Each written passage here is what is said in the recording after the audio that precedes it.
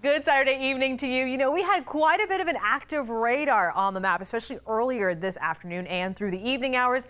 Thankfully, we are smooth sailing for the rest of the night. Now, I'm only keeping a 20% chance, mainly along the coastline, that some spots could see an isolated spot shower through the next couple of hours. But many locations, not only is the thunderstorm activity wrapping up, but we're gradually saying goodbye to some of that cloud cover as well. That will actually help to continue to clear overnight through tomorrow morning. Now, just how much rain did some spots see? Just today alone, we easily picked over an inch to an inch and a half between parts of Pasco and Pinellas counties.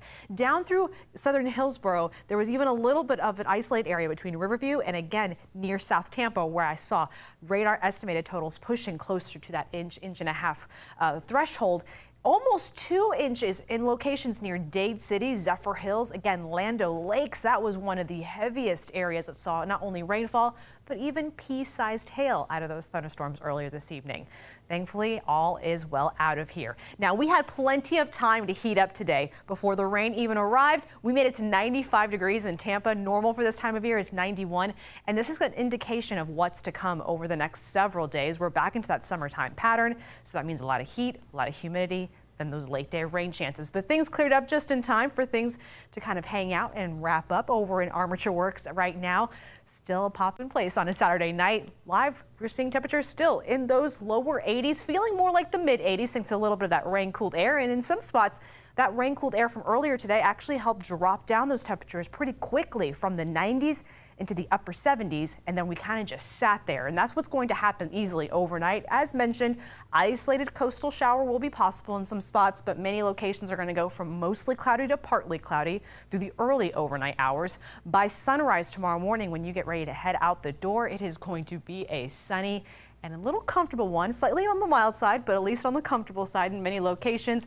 Very dry on the radar. A lot of us waking up in those mid to upper 70s. Back into the lower to mid 90s we go through tomorrow afternoon. And again, it's going to be because we're going to have plenty of time to heat things up. So this model's just a little bit behind. A lot of this rain has actually already moved off the Gulf Coast and weekend. So overnight through tomorrow morning, the cloud coverage is going to be a little bit more limited to slightly on the partly cloudy side, but plenty of comfortable and clear conditions.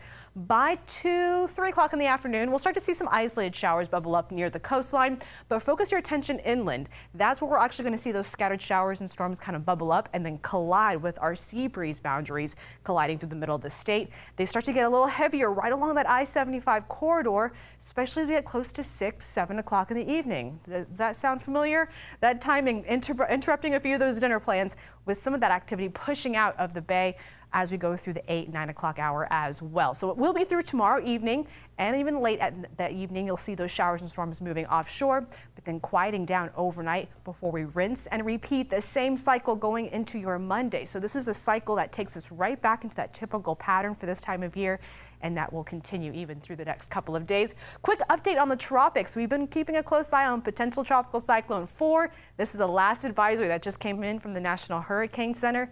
It's already moved overland in the far northeastern corner of Mexico there. No further development is possible. So this is going to be more of a rainmaker for South Texas. As far as the rest of the tropics are concerned, there's one more wave that we're watching. 20% chance of development in the far eastern Atlantic. No concern for us at this moment, but of course we're your hurricane headquarters and we'll be keeping you updated as hurricane season churns on. Here at home, stuck in that summertime pattern, lots of heat, humidity through the first half of the day, and then those rain chances late in the afternoon, early evening through that 7-day forecast.